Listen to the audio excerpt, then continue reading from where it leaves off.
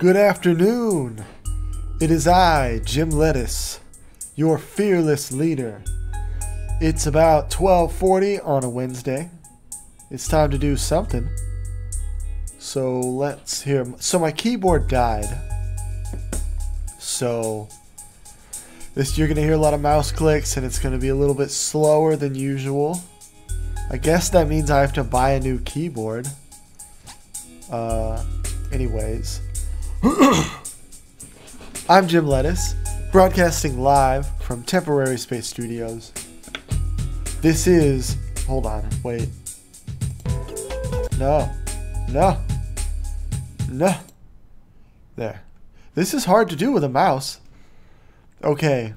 Anyways, this is TemporarySpaceStudios. Before we start the show, I want to get a little announcements, or not really announcements, but the vlog is not going to happen for a while because I don't have a computer that can edit anymore, and I can try to do it on my phone, but it's just, it makes me sad because I can only put one music track at a time, like for the whole project. I can't have multiple and change it. So either I'm going to hire someone or get a computer. Either way, it's going to be a while. But I'll still do the gaming and the podcast, obviously. Another announcement, please go watch Gunrunners, our hit show. It's a comedy about these guys that work at a weapons manufacturing company. And we got 2 episodes already up. You can go right now to the main YouTube channel, youtube.com/TemporarySpaceStudios. Right now it'll show this live video, but once it's done, it has Gunrunners like at the top. But it's under uploads. It's like right there, or you can find, it says Gunrunners right under there too. Should be pretty easy to find. I guess I'll try to make sure this is working. You can hear me. I think you can. Okay, it's working. Alright. So that's out of the way. Watch Gunrunners, hit show. We're not going to do the vlog for a while. But anyways, that's it. So let's start the show. I got some music for you. Welcome to the Temporary Space Show. Yeah, you like that? We got a new song. The other one kept getting copyright flagged. While we have permission to use both, I prefer this one now. Something about that drum and bass would always get got, you know?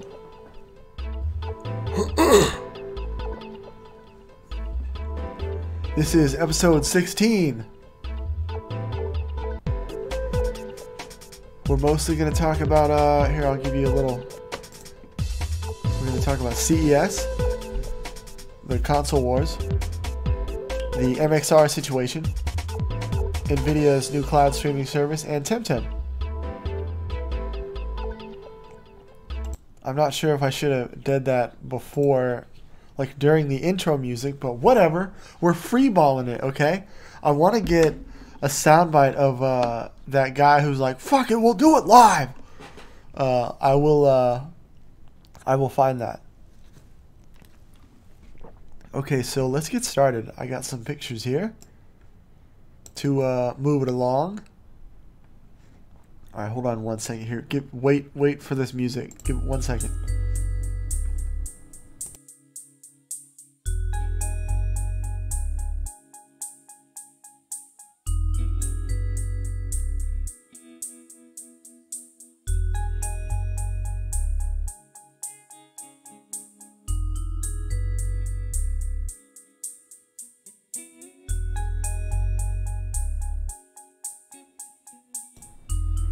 Okay, I'm back. Alright, so let's see if I can show the screen here without breaking the bank. Hold on. This is so much better with my hotkeys. You don't see this endless thing. Okay. Or you should see the Delta Exoskeleton. Now, if you don't know what Delta is is an airplane company. My mom worked for American Airlines, a competitor for a long time, and they have an exoskeleton now. You know, for people that work out, they work on the tarmac, carrying luggage and stuff like that. This is that. But how cool is this? This is like in a movie. All right, here's it without the person. Wow. There's a movie with Matt Damon where he wears an exoskeleton like this, and it's a movie, but like this is real. This is actually. Oh, I lost my. All right, there it is. Like you can lift like 100 pounds or something. The point is, you're not necessarily going to be like lifting a bunch of crazy weight, but you're doing it to not like get back problems and stuff like that over time. Like here's him carrying something. Like over time, you know, you can maximize the efficiency of a worker with this, and it's probably not that much money to maintain once you buy it. You know, like investing in an air conditioner or something. But imagine if someone goes AWOL on this, and they're like, "Oh, here's a guy. Oh, this must be like an older one." But it's crazy. We have these things in real life. This isn't RoboCop. And plus the colors makes it look like a transformer. How cool is that? Alright, I just wanted to talk about the exoskeleton and how awesome that is. How metal that is, that you can... I mean, you know, the military has these too. Those are obviously green and different. They're made for helping them walk more distances. This is more about lifting. But this is the beginning, you know. Like, we're going to get some like that. There's a Tom Cruise movie called... I can't remember what it was, but he has the mech suit like this. And in it, they're like jumping around like in an anime or something. And I think that's the next step, is like suits like this that let you jump 30 feet in the air and run around at 40 miles an hour. That would be so awesome. I mean, we have jetpacks, right? Like, why not? Why? Who says we can't have that, right? Okay, so that's about all. That's about all I have to say. I was going to talk about micro LED panels at CES, but I couldn't find a picture. Basically, there's when we first had flat screen TVs, we had LCD, and then plasma is better for movies, but it's a little dark. It's not good for games.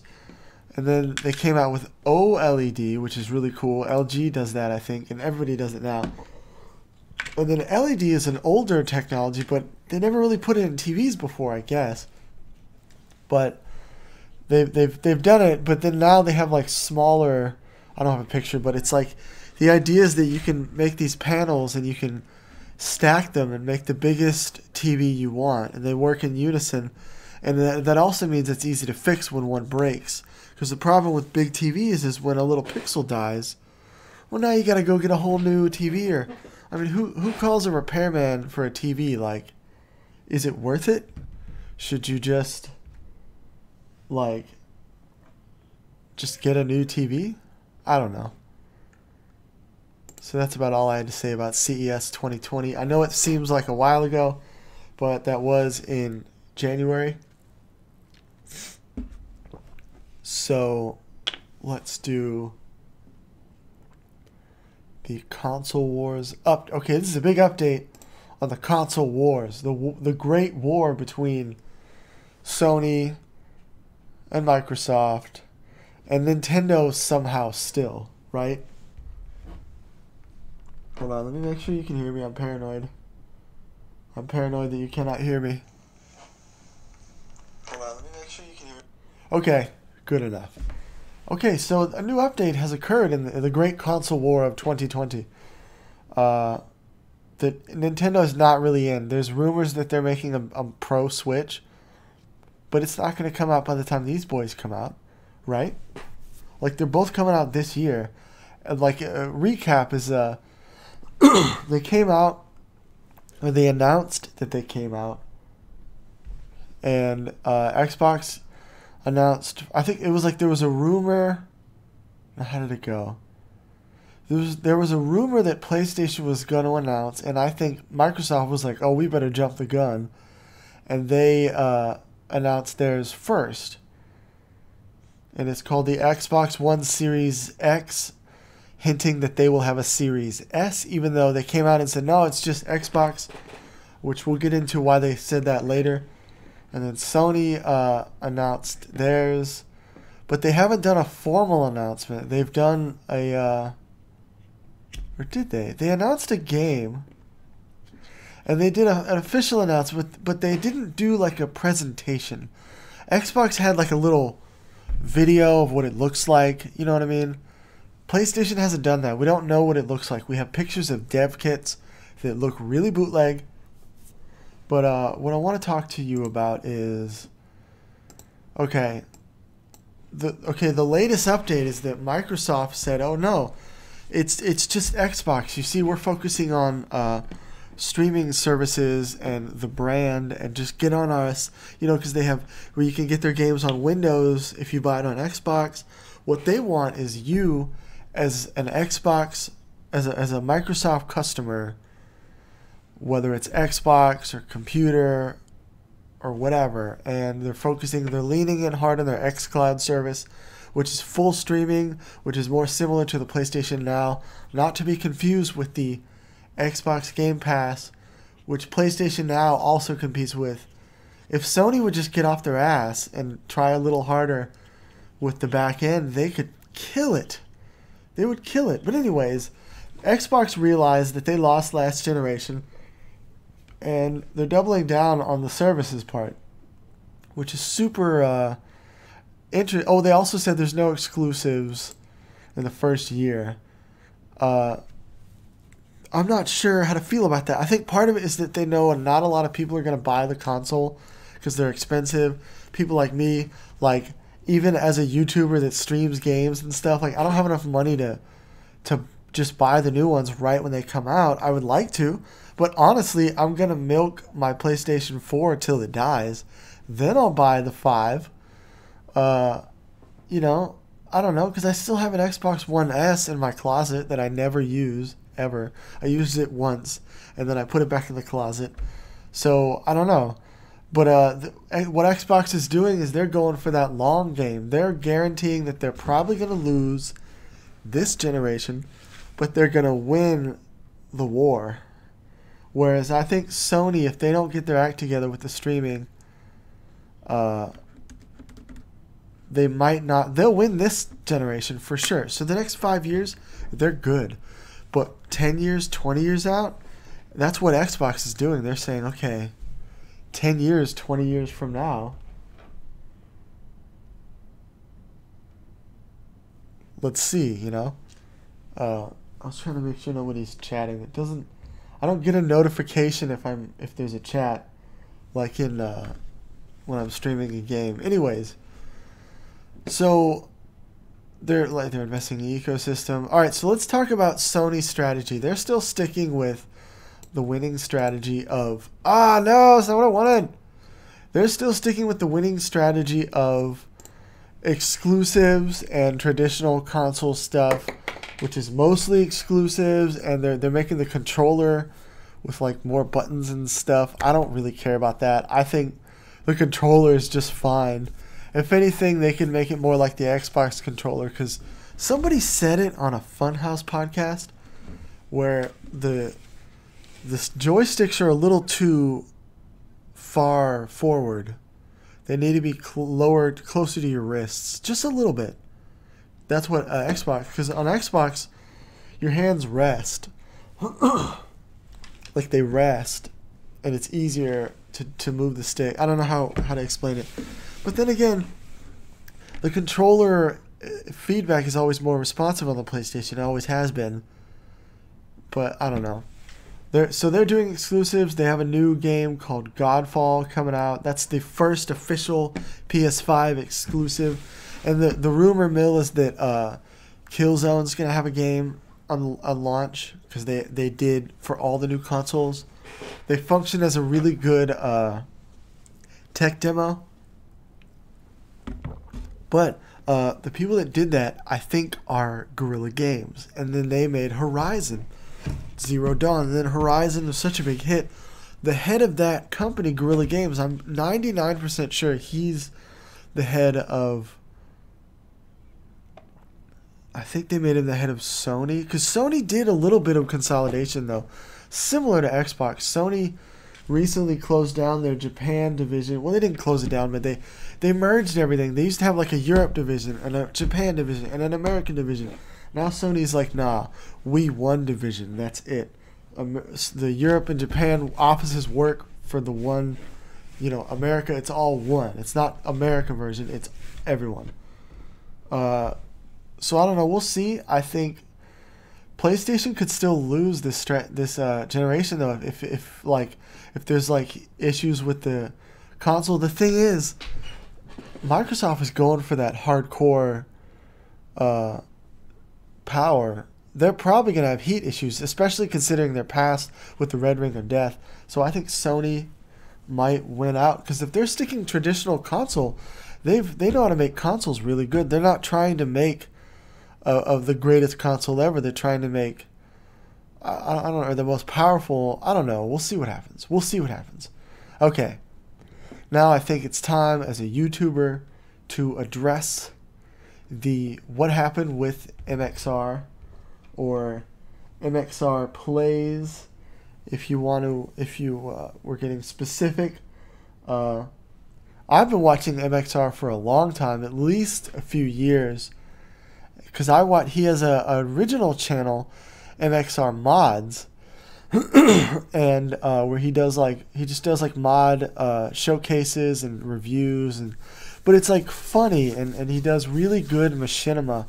He made this like CG, it wasn't CG, it was Skyrim using like the recording it while you're playing.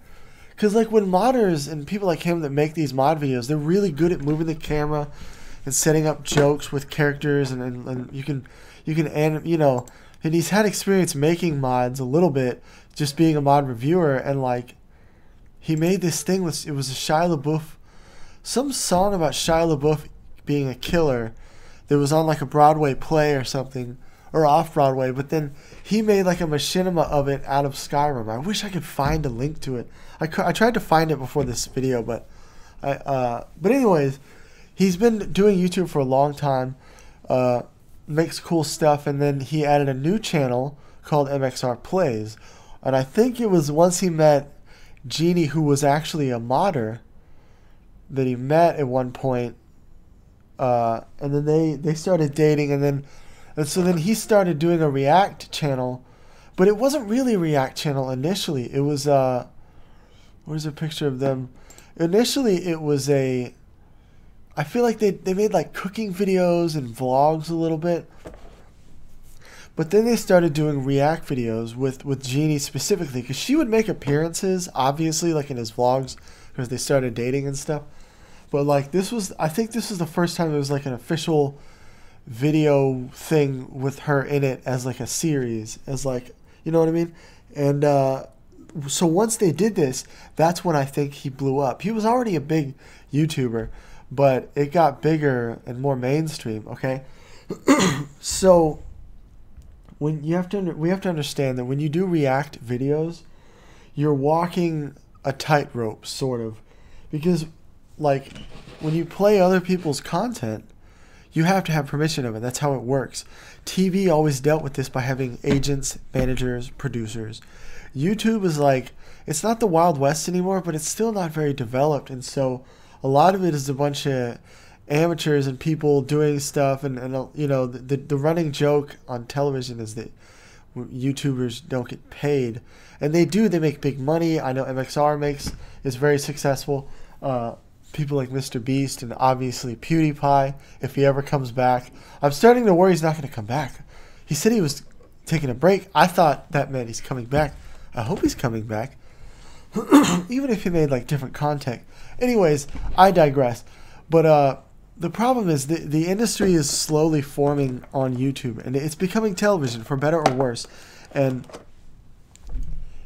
when you use other content, you need permission, and so the content copyright system is notoriously flawed on YouTube, especially with music. I've dealt with it a lot where I have permission for music, but it gets flawed. But you have to understand, part of the process is that you then contact them and remove it. This is stuff that agents and managers would do, where we kind of feel like, oh no, it's this big problem. It got flagged. Now I have to deal with it to change it. And I understand now, like, that's what you do. It gets flagged, you have it removed. That's why we pay for stock media. Shout out to Audio Blocks. This is not sponsored by Audio Blocks. I just really like their service. We've been using it for years. But that's what you need to do. You need to get licensed media that you pay for, that you have a way to deal with copyrights issues. You can't just put it out there and go, oh, fair use. Like, fair use isn't like it's not like a Pokemon card, like the Blue Eyes White Dragon. You can't just be like, fair use, and then you're done. It's something you can cite in court, but that's when it has lawyers. And it's like when you see those videos of people getting arrested and they're like, I'm a free citizen, and the cop is trying to say, like, just because you state the fact that you're a free citizen doesn't make it where you don't have to follow the laws of the land that you are currently physically within the borders of. We're in the borders of YouTube, and so I feel like, okay, well, we'll get to the situation, though. Okay, so there's predatory companies in all this that take advantage of copyright, because what they do is they give you a flag, then they monetize it and take the money. Half the time, they don't even own the rights, but smaller YouTubers, people don't know how to deal with it. And I wouldn't say I'm a big YouTuber. I'm more like a moderately medium size, I guess. And so, like, at some point I learned, oh, you have to, like, have a license. It's a lot easier when you have a license. I just, with Audio Blocks, you go to the website and you show the link of the video, the link of the song you use, and say, hey, fix it. And then they just fix it because they have a deal with YouTube. Like, you have to be, like, I guess, it's like an industry that you have to, there's rules. And as much as we want to say YouTube is like, oh, you can do whatever, you can't do whatever anymore because YouTube is big time now. At the end of the day, though, it's still cheaper and easier to get into YouTube and make it big on YouTube than it ever will be on TV, even now. I mean, Dr. Disrespect he's getting a TV show, but it's taken years. You can blow up on YouTube in, relatively short amount of time.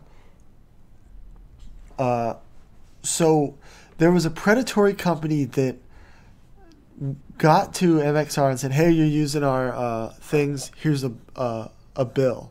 And actually sent them a bill and threatened, said, if you don't pay, we'll copyright strike your channel. So then he paid it and said, okay, we'll just deal with it later. But the problem is he makes React videos every week or every day or something. And that's a lot of videos. And there was a lot of, they talked about when they explained all this, they said they would go through each video and try to take out the ones they own. But the first mistake was paying people. So if you're a YouTube out there, he shouldn't have paid the guy.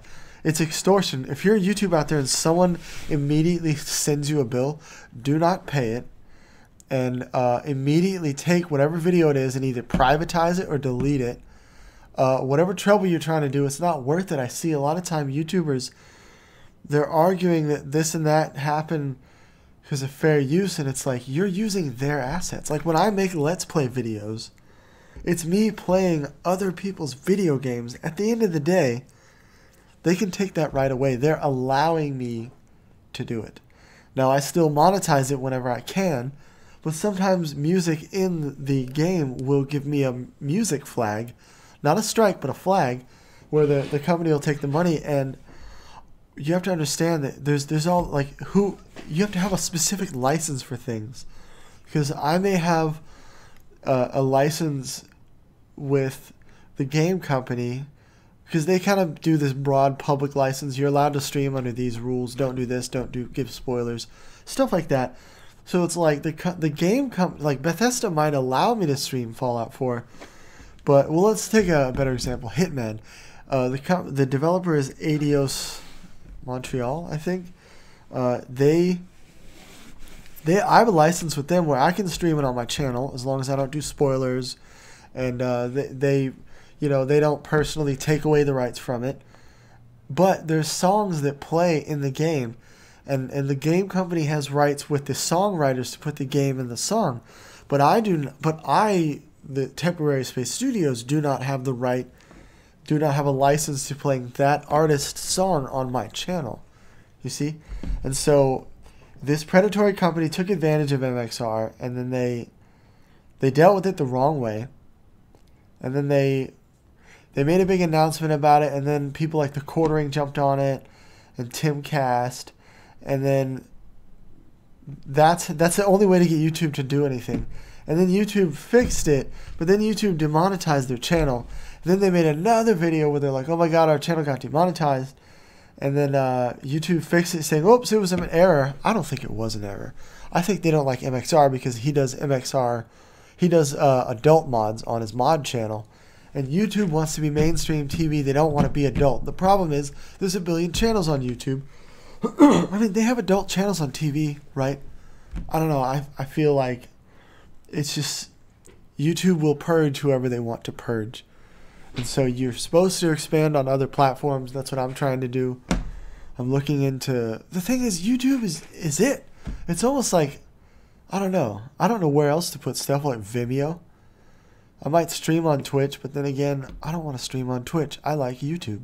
I'm streaming this on YouTube right now. So, I guess the lesson here is if you get... Because see, officially, people, they'll send you a cease and desist first. They can't just take your money right away. Like, don't... And like, in terms of court, you're not in a court. You just gave them money. Like, you're the sucker. You can still sue them for that, but like, then you got to get a lawyer. And so don't pay anybody that does that. Pay yourself for licensed media. There's plenty of them. Audio Blocks is a great one that we use. There's one called Epic Sounds. That's what big YouTubers use. I'm looking into getting that too. I don't know. It's about the same price. But I don't know what their system is for copyright issues. But I think there's a larger lesson to learn though, is that like React videos are more... It's just harder to do that. Like... I don't know. I want to say React videos are not original enough, so this stuff's going to happen. But then again, I stream games. That's about as unoriginal as React videos. So I don't know. Maybe there's a reason everybody makes less money on YouTube. Because we're all watching other people's stuff and reacting, or playing other people's games and reacting like me. I'm probably going to stream Fallout later. Maybe. I don't know. Just for fun. Alright, so that's all the MxR. Let's talk about the Nvidia streaming service. Okay. Alright, give me a second. Hold on. If you're gonna... I'm gonna take like a 1-minute break. Hold on.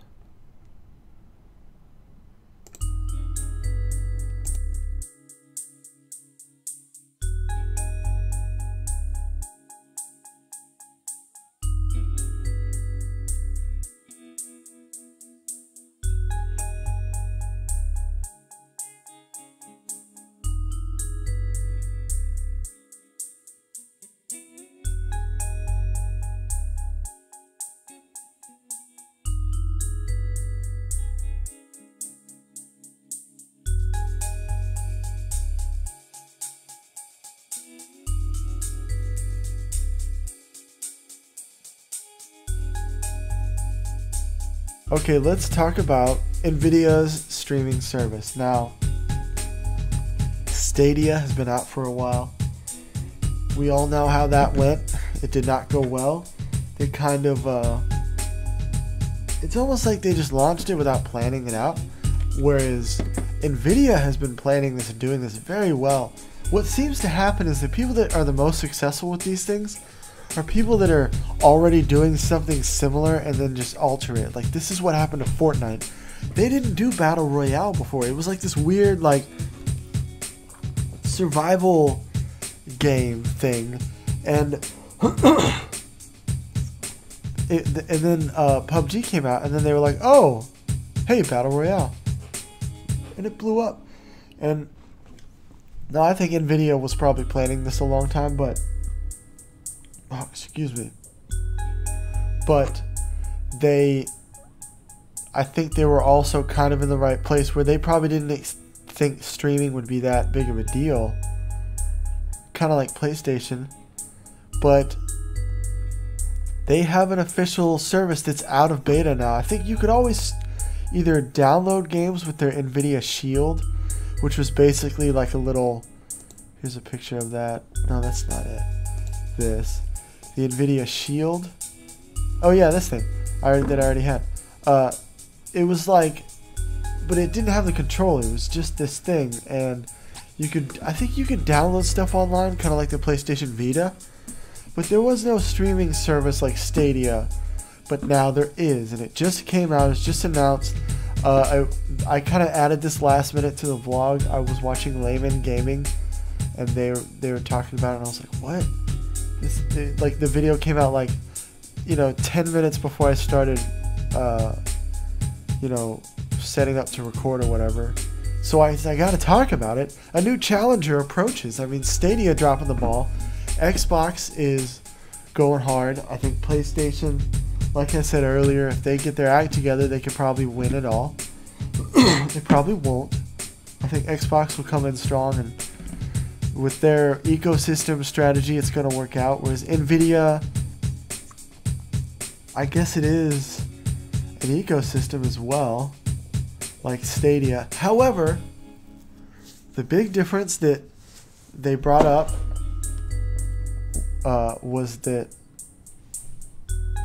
that Layman Gaming pointed out was that there is beta testing that they've been testing this thing for years.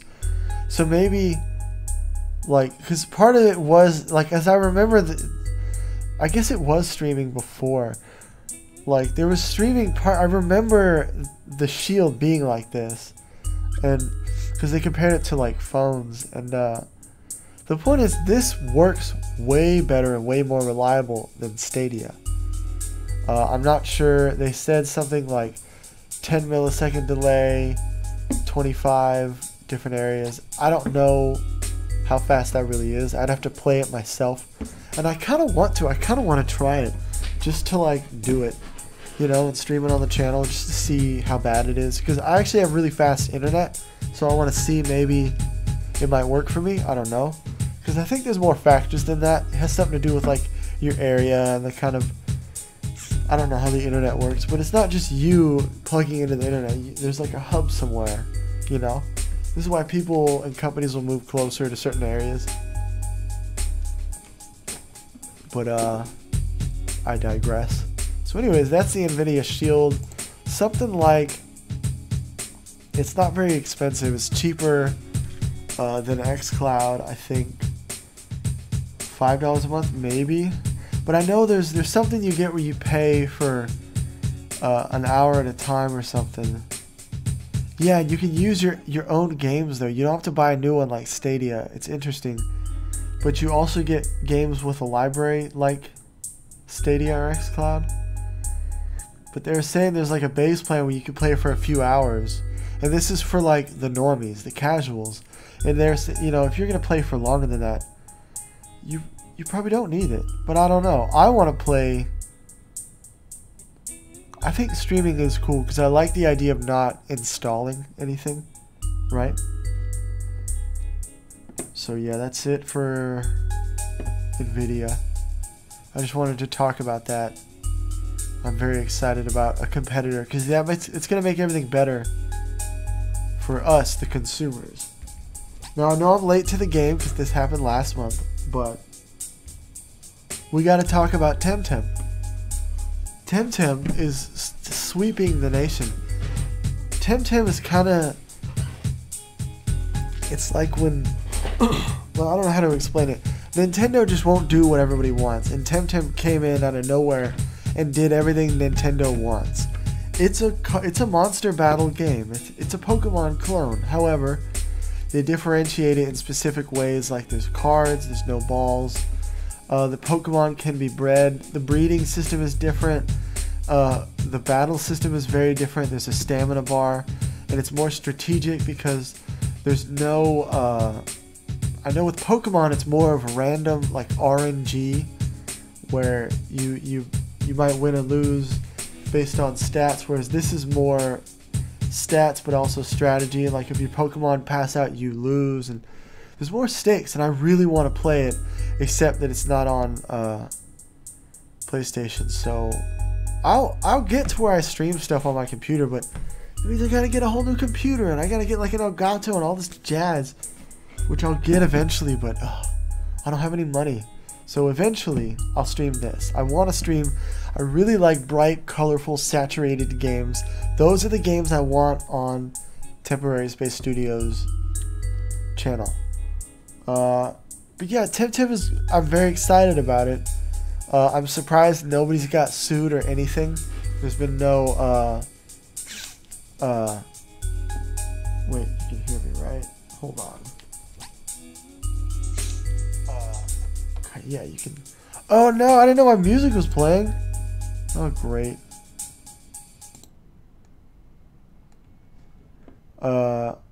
Maybe it's fine that the music was playing. I didn't know that music was playing for that long. Oh well. But yeah, I'm very excited about Tem Tem. I want to play it.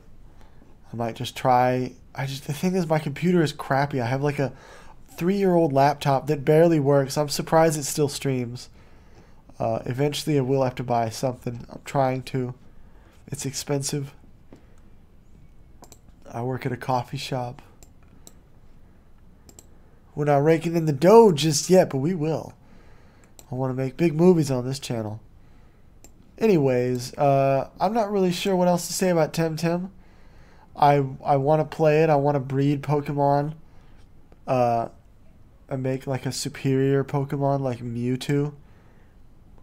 I still wish they had more of like a AAA third-person Pokemon type game though. You know, this is still, I would say, like AA, or dare I say indie, an indie title. But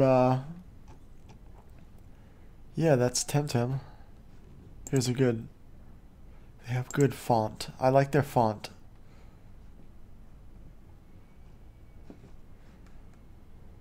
Well, I guess that's the end of the show. Let's see what our runtime is. 37 minutes. Okay, a little shorter today.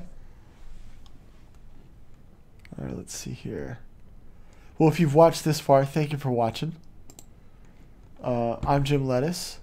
If you want to support us, you can subscribe to the YouTube channel, or you can follow us on Instagram at TemporarySpaceStudios, or you can buy a shirt or a hoodie. We have a hoodie now on our merchandise. That helps us the most. So lettucewearclothing.com. Check that out. Also, please go watch Gunrunners. It'll be up on the homepage of the channel once this stream ends in like a minute. Please check that out. We have 2 episodes. We're going to make more. Hopefully, I want to make this show become a big giant show. It's a hit show. It's got really good ratings on our channel right now. So please check it out. Yeah, that's all. I got some music here for you. I guess it's the outro music. Or the intro and the outro is the same. So, here, let's see. I need... This is hard with... I need to buy a new keyboard is what I need. There's the lettuce. Thank you for watching. I'm Jim Lettuce. This is TemporarySpaceStudios. Drive safe and shit. Oh wait, I didn't do my outro. Drive safe and shit.